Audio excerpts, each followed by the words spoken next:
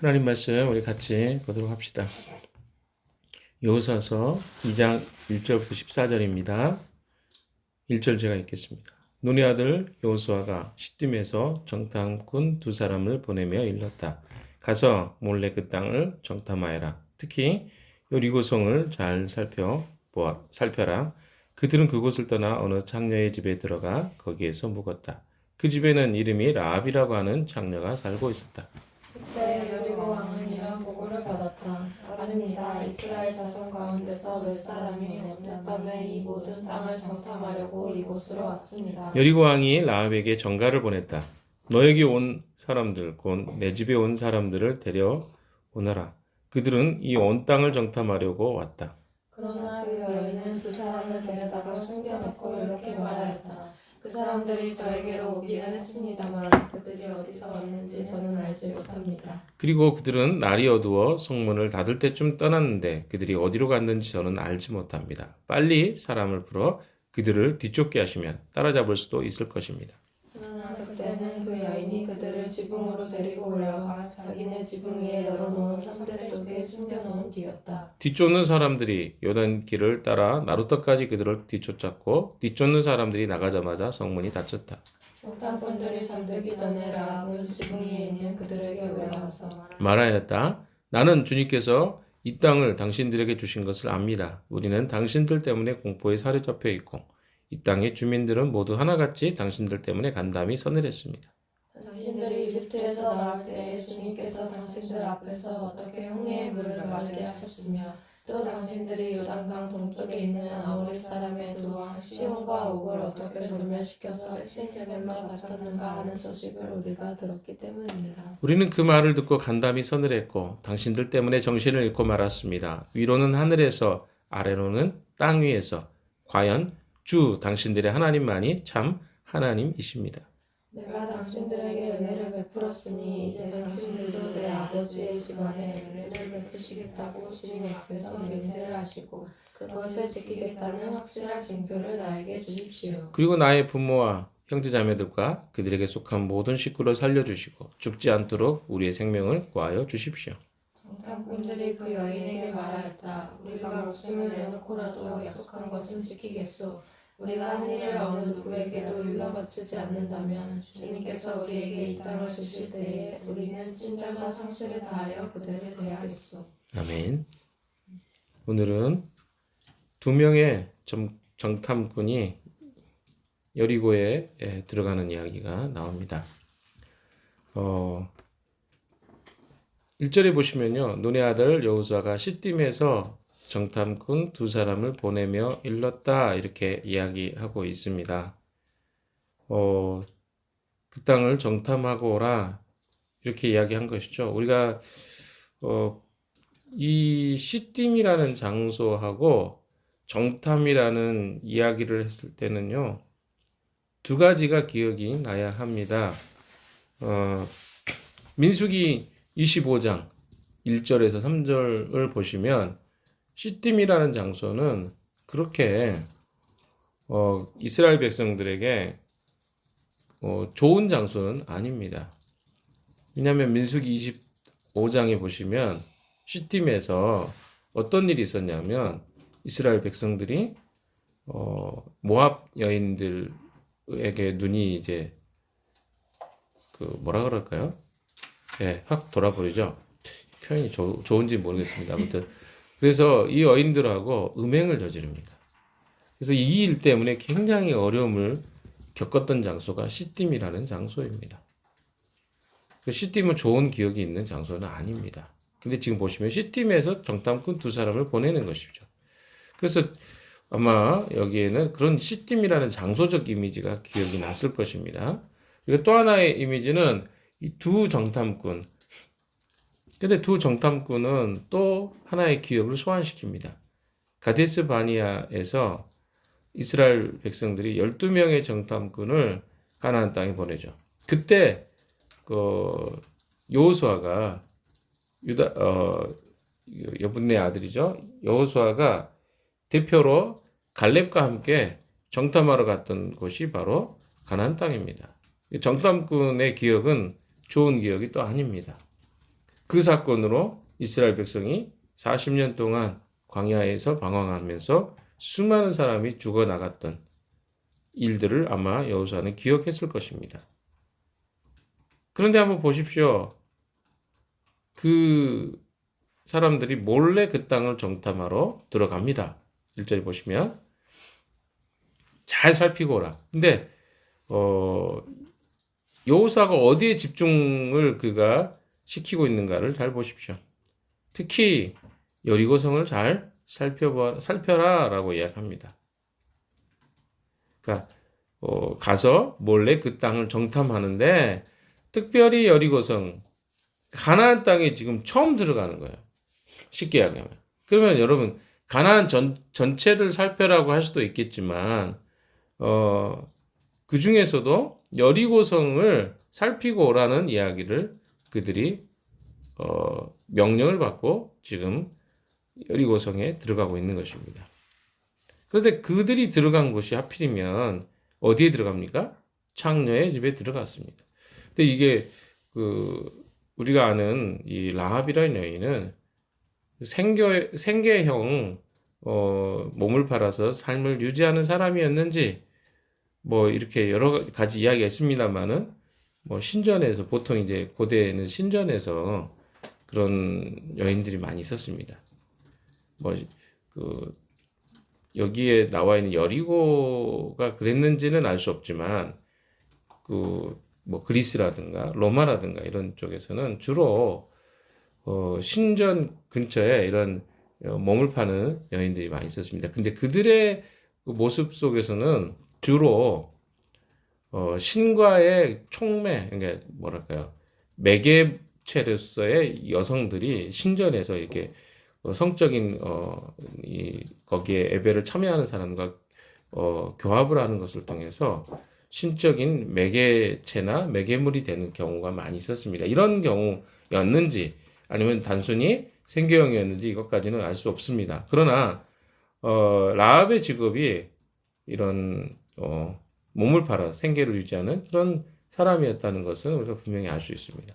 근데 이 집에 들어간 거예요. 아까도 제가 이야기 드렸던 것처럼 시딤에서 좋지 않은 기억이 있었기 때문에 아마 여호수아가 단단히 일러 주었겠죠.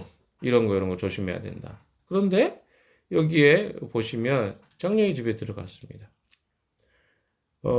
나중에 여러분이 좀 뒤에 내용을 보시면 내일이죠. 내일 본문의 내용을 보시면 알겠지만 이 라합의 집은 성 쪽에, 그러니까 성벽이죠. 성벽에서 밖으로 나아갈 수 있는 그런 어떤 형태의 집이었어요. 그러니까 여리고성이 굉장히 두꺼운 성이고 또 난공불락의 성이었습니다. 그런데 그 두 사람의 정탐꾼은 어떻게 보내줍니까?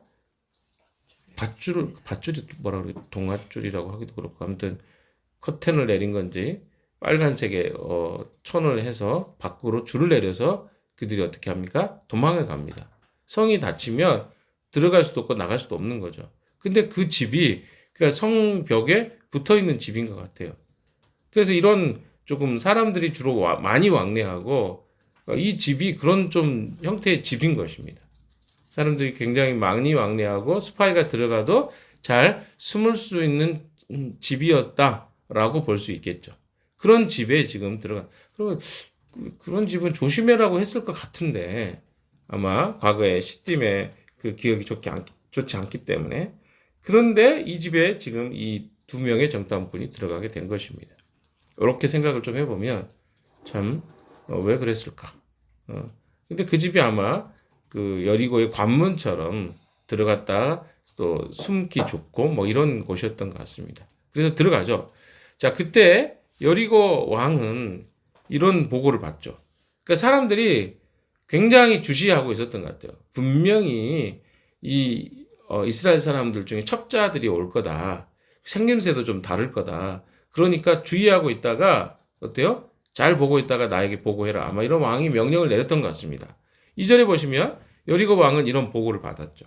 아랍니다. 이스라엘 자손 가운데서 몇 사람이 오늘 밤에 이 모든 땅을 정탐하려고 이곳을 왔습니다. 이걸 다 알고 있는 거예요. 그러니까 굉장히 그들이 어떤 거예요? 지금 눈에 불을 켜고 그들의 신경을 쓰고 있었다는 것을 알 수 있습니다. 그리고 차림새도 조금 달랐을 거예요. 거기 여리고 사는. 그런데 그거를 놓쳤다는 건 뭐예요? 그러니까 그 성을 왕래하는 사람들이 많이 있는 거죠. 여리고성에 들어갔다 나오다. 그런데 그것을 잽싸게 그들이 숨어 들어갔기 때문에 이제 그 들어간 모습은 봤지만 잡지는 못한 겁니다. 자, 그런데 거기에 들어간 것까지 본 거죠. 그래서 왕이 전가를 보내죠, 나아베. 근데 좀 희한해요. 군사를 데리고 오면 되는데 전가를 굳이 보냅니다. 어떻게 보냅니까? 너에게 온 사람들, 곧 내 집에 온 사람들을 데려오너라. 그들은 이 온 땅을 정탐하려고 왔다. 그러니까 그 사람들이 들어가는 것을 보고 왕이 이제 거기에 지키게 하고 사람을 보내서 이제 그 사람을 보내라. 이렇게 이야기를 한 거겠죠. 자, 그런데 4절에 보시면 이 여인이 거짓말을 합니다. 자, 4절 읽어봅시다. 시작. 그러나 그 여인은 두 사람을 데려다가 숨겨놓고 이렇게 말하였다. 그 사람들이 저에게로 오기는 했습니다만 그들이 어디서 왔는지 저는 알지 못합니다. 이 여인이 라합이 작정하고 거짓말을 하고 있습니다. 왜 그럴까요? 뭔가 이 여인 안에 어떤 결단이 처음부터 있었던 것 같아요. 그렇지 않을까요? 아니, 이 사람들이 들어온 것부터 시작해서 그리고 왕의 전갈이 왔는데 이렇게까지 거짓말 딱 시치미를 떼고 어떻게 할 것인가를 다 지금 작정한 거라는 거죠. 그래서 그녀는 그들이 어디서 왔는지 저는 알지 못합니다. 아는데도 알지 못한다고 이야기합니다. 5절도 볼까요? 그들은 날이 어두워 성문을 닫을 때쯤 떠났는데 그들이 어디로 갔는지 저는 알지. 그러니까 이것까지 생각이 낸 거죠. 그러니까 성문을 닫을 때쯤 떠났다. 이게 지금 곧 성문이 아직 안 닫혔단 말이에요.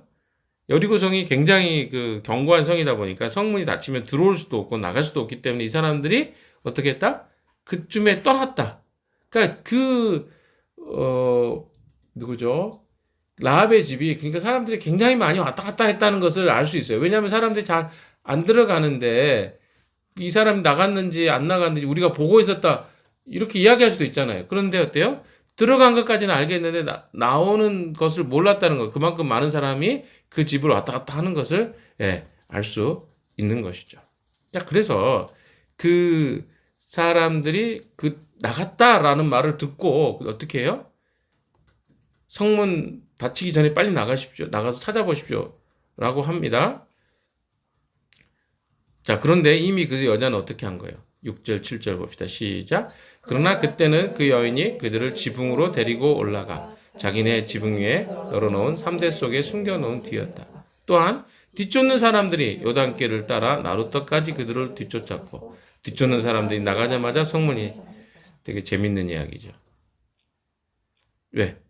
뒤쫓는 사람들이 요단길을 따라 나루터까지 그들을 쫓아갔는데 뒤쫓는 사람이 나가자마자 성문이 닫히기 전에 빨리 찾아보라고 하니까 이들이 어때요? 성급하게 그 좌우 상황 살피지 않고 어때요? 떠난 거죠. 근데 나가자마자 성문이 닫혀버렸어요. 그러니까 어때요? 이 정탐꾼을 잡을 수 있는 길은 없어져 버린 거지, 이제는. 왜? 그를 뒤쫓는 사람이 나가자마자 성문이 닫혔으니까 한동안 어때요? 이 라합의 집에 사는 사람이 올 일이 없게 된 거죠. 자, 이제 이 여인이 정탐꾼들이 잠들기 전에 라합은 지붕에 올라갑니다. 그리고 이제 자기의 진짜 마음을 이야기하죠. 9절, 10절 시작. 하였다. 나는 주님께서 이 땅을 당신들에게 주신 것을 압니다. 우리는 당신들 때문에 공포에 사로잡혀 있고 이 땅의 주민들은 모두 하나같이 당신들 때문에 간담이 서늘했습니다. 10절 당신들이 이집트에 나올 때 주님께서 당신들 앞에서 어떻게 홍해의 물을 마르게 하셨으며 또 당신들이 요단강 동쪽에 있는 아모리 사람의 두 왕 시온과 옥을 어떻게 전멸시켜 희생제물로 삼았는가 하는 소식을 우리가 들었기 때문입니다. 자, 이 라합이 지금 왜 그들을 숨겨 주었는지를 지금 설명하는 것입니다. 굉장히 중요한 본문의 내용입니다. 9절 10절은 나는 주님께서 이 땅을 당신들에게 주신 것을 압니다. 이 여인이 왜 이렇게 목숨을 거는 행동을, 이건 목숨을 거는 행동이거든요. 왕이 지금 간첩들을, 어때요? 지금 잡으려고 사람을 보냈는데, 근데 어때요? 이 여인이 거짓말을 한 거예요. 그래서 숨겨준 거예요. 그럼 이건 간첩을 돕는 행위가 되는 거잖아요. 그러면 이것은 거의 목숨을 건 행위예요. 과거에 시간들이 봤을 때. 적과 내통한 거잖아요. 그럼 이 여인은 왜 그랬을까? 근데 이 여인의 이유는 이겁니다. 첫 번째, 나는 주님께서 이 땅을 당신들에게 주신 것을 압니다. 그거 어떻게 알게 됐을까가 우리는 궁금해지잖아요. 우리는 당신들 때문에 지금 공포에 사로잡혀 있고, 이 땅에 주민들은 모두 하나같이 당신들 때문에 간담이 그러니까 당신들에게 하나님이 이 땅을 주신 것을 아는데 그 이유는 당신들 때문에 지금 우리는 간담이 서늘해져 있다. 이거 온 백성들이 다 어때요? 두려워 떨고 있다는 거예요. 공포에 사로잡혀 있다. 왜 그럴까? 뭐지? 이런 거죠. 10절에 보시면 당신들이 이제 이유가 나오는 거예요. 이집트에서 나올 때 주님께서 당신들 앞에서 어떻게 홍해의 물을 마르게 하셨으며, 그렇죠? 첫 번째 이유가 뭡니까? 홍해 사건이 온 이 가나안 땅에 소문이 난 거예요. 홍해가 갈라졌다? 그리고 이집트의 군대가 다 몰살당했다? 이런 이야기를 누가 알게 됐다는 거죠? 가나안 사람들이 소문으로 다 알게 된 거예요. 그래서 이 사람들은 지금 그 백성들이 홍해에 물을 가르고 거기서 이집트에서 나온 사람들이 지금 우리 쪽으로 들어올 것이라는 소문이 온통 번져 나간 거죠. 40년 동안 지금 있었던 일입니다, 이게. 그러니까 1, 2년이 아니라 긴 기간 동안 이 소문이 이 가나안에 있는 사람들에게 알려진 거예요. 그래서 사람들이 어때요? 하나님에 대해서 그들이 알게 된 겁니다. 자, 그 땅에 가나안 땅에도 신들이 있었습니다. 그러니까 이 여인이 첫 번째로 하나님에 대해서 알게 된 건 뭐냐면 이런 이야기들이 자기의 귀에 들린 거예요. 어떻게? 이런 신이 있는데 우리 신은 할 수 없는 일들을 저 신이 행했대. 근데 그 신을 믿는 사람들이 지금 우리 쪽을 지금 침범하려고 지금 계획을 세우고 있대. 곧 올 거야. 쟤네들이 지금 요단강 동편에 진치고 있대. 여기까지 다 들은 거예요. 그래서 그것 때문에 이 여리고 안에 있는 사람들이 총 긴장하고 두려워하고 있는 것을 그 여인이 알고 있었다는 것입니다. 이게 첫 번째. 두 번째는 뭡니까? 요단강 동쪽에 있는 아모리 사람의 두 왕, 시온과 옥을 어떻게 전멸시켜서 희생제물로 바쳤는가 하는 소식을 우리가 들었기 때문입니다. 그러니까 시온과 옥을, 그러니까 또 요단강 동편에 있는 왕들이거든요. 근데 여러분, 이 부분을 어떻게 저는 이해를 하냐면요. 요단강 동편에 있는 이 왕들은 사실은 철기 문명을 가지고 있는 그런 나라들이었어요. 철기 문명이라는 게 뭡니까? 이 시대가 지금 1400년경 BC 1400년경이거든요. 이 시대에는 나중에 보시면 알겠지만 다윗하고 그 사울 시대에도 칼이 별로 없어요. BC 1000년경이거든요. 그러니까 철로 만든 칼이 별로 없었던 청동기에서 철기로 넘어가는 시기거든요. 그래서 이스라엘 백성들이 가지고 있는 무기라는 게 고작 몽둥이며 혹은 그 농사짓 때 썼던 곡괭이며 뭐죠? 이런 종류의 무기들밖에 없었어요. 그런데 이 시온이나 시혼입니다. 시온이가 아니라 시혼이나 그리고 옥과 같은 이 왕들은 철기 문명을 가지고 그러니까 이런 나라와 전투해가지고 이들이 승리했다는 소식은요 가나안 사람들이 두려워 떨기에 충분했던 것이죠. 아무리 그들이 두꺼운 성으로 이 사람들을 대적한다고 해도 이들 안에 어때요? 이미 두려움이 쫙 깔려 있는 상태였던 것입니다. 이것이 바로 이 라합이라는 여인이 심각하게 자기의 목숨을 걸면서까지도 이 이스라엘 백성이 투항하게 될 생각을 갖게 된 것이죠. 자, 여기서 우리가 좀 생각해 봅시다. 그 여인의 이 생각은 어디까지 가게 되냐면 단순하게 두려움에 멈춘 것이 아닙니다. 아마 여리고 사람들의 대부분은 이 두려움까지는 가졌을 거예요. 그래서 그들이 생각한 게 뭡니까? 이들을 대적해서 이겨야 돼. 싸워서 이겨야 돼. 이 정도 생각이었겠죠. 그러나 11절에 보시면 이 라합이 가지고 있는 또 다른 그 발전된 생각이 있습니다. 한번 읽어봅시다. 시작. 우리는 그 말을 듣고 간담이 서늘했고 당신들 때문에 정신을 잃고 말았습니다. 위로는 하늘에서 아래로는 땅 위에서 과연 주 당신들의 하나님이 참 하나님. 자, 이게 무슨 말입니까? 이 여인은 여기까지 발전한 거. 이것은 저들의 힘이 아니라 바로 위에 하늘에서 아래로 땅에서 그들이 믿고 있는 하나님 때문에 지금 이들이 이런 힘을 가지고 있구나라고 이해했을 것입니다. 왜? 아까도 이야기했죠. 이들이 가지고 있는 뭐 전략, 전술, 그리고 혹은 무기, 이건 변변찮아요. 그런데 어때요? 그들이 믿고 있는 그 신이 그들을 인도하고 있고 그것 때문에 그들이 승리했다는 아마 거기까지 그 여인은 생각이 갔던 것이죠. 그러니까 보통 사람들은 무슨 생각을 합니까? 전쟁이 일어나면 전쟁은 어때요? 전략과 또 전술과 또 무기와 또 얼마나 많은 군대가 있느냐 이런 것들로 전쟁이 승패가 나는 걸로 이해를 합니다. 대부분 그래요. 그러나 어떻습니까? 이 여인이 본 것은 정확하게 꿰뚫어 본 겁니다. 이들이 승리할 수 있었던 배경에는 그들이 믿고 있는 신이 그들을 인도해 주셨기 때문이라는 사실을 그 라합은 알고 있었어요. 여기까지 나아간 거죠. 그러니까 어때요? 이들이 믿고 있는 신을 내가 선택해. 나중에 보시면 이제 내일이죠. 내일 보면 그걸 선택합니다.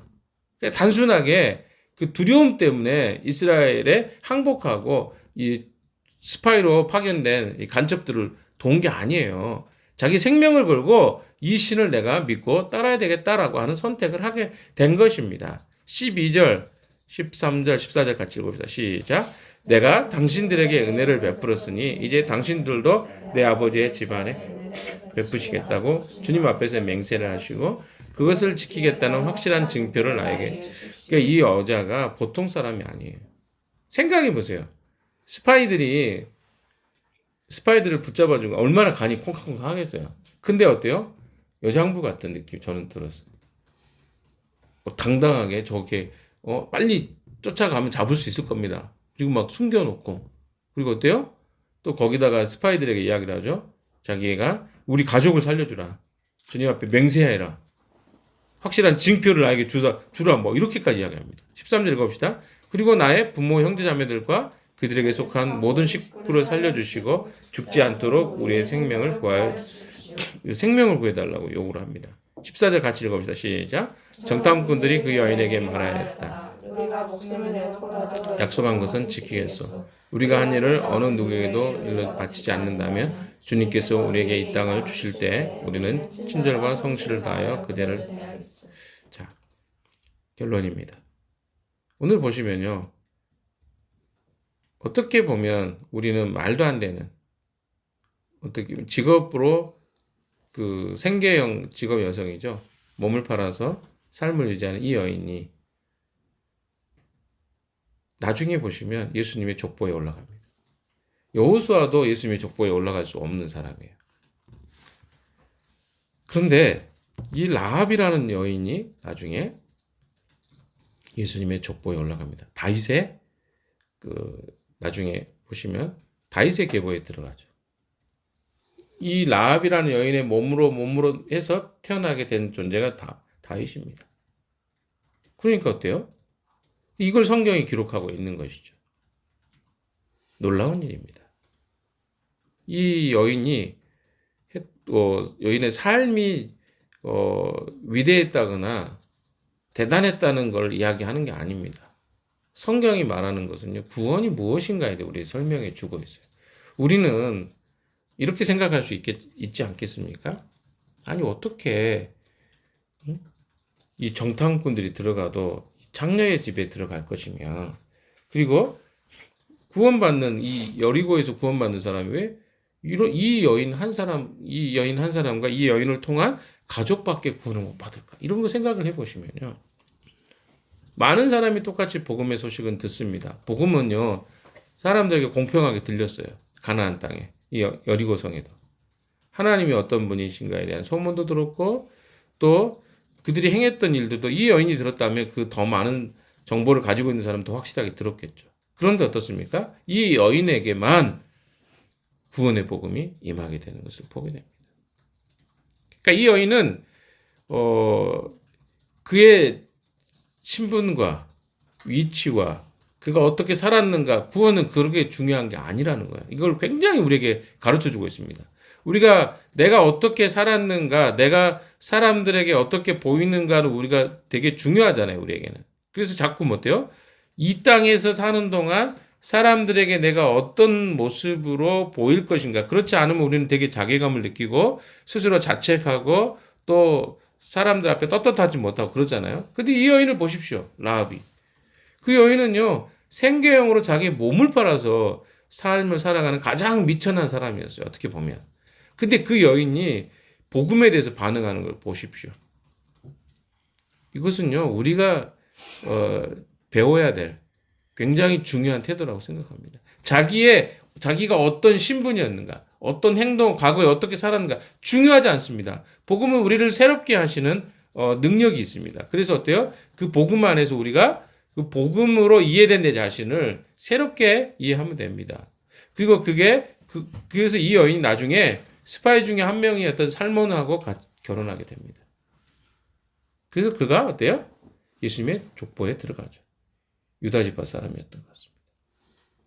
놀라운 일입니다. 이게 복음이에요. 내가 예수 믿기 전에 어떻게 살았는가 그렇게 중요하지 않아요.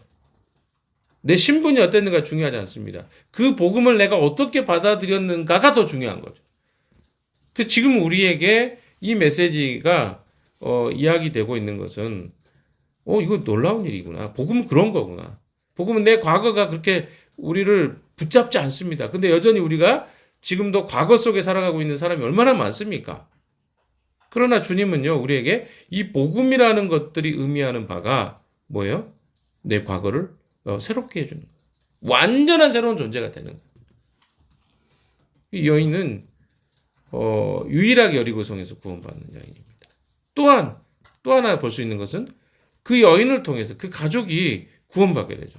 이 여인은요, 자기 형제와 자매와 그에 속한 식구들과 가족들, 부모까지 구해달라고 합니다. 복음은 이런 것들이요. 그러니까 이 여인을 통해서 그들은 주님을 알지도 못했어요.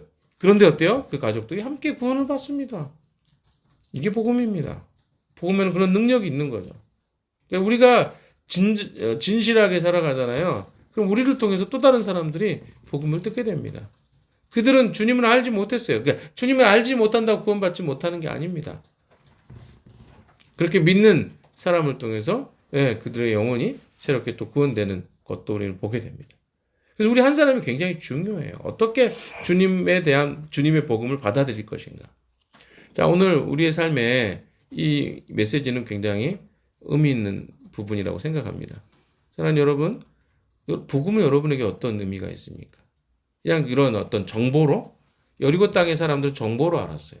그러나 이 여인은 어때요? 자기의 목숨을 걸 만큼의 가치와, 마치 신약에 예수님께서 이야기했던 비유 아시죠? 밭에 감추인 보화. 그래서 어때요?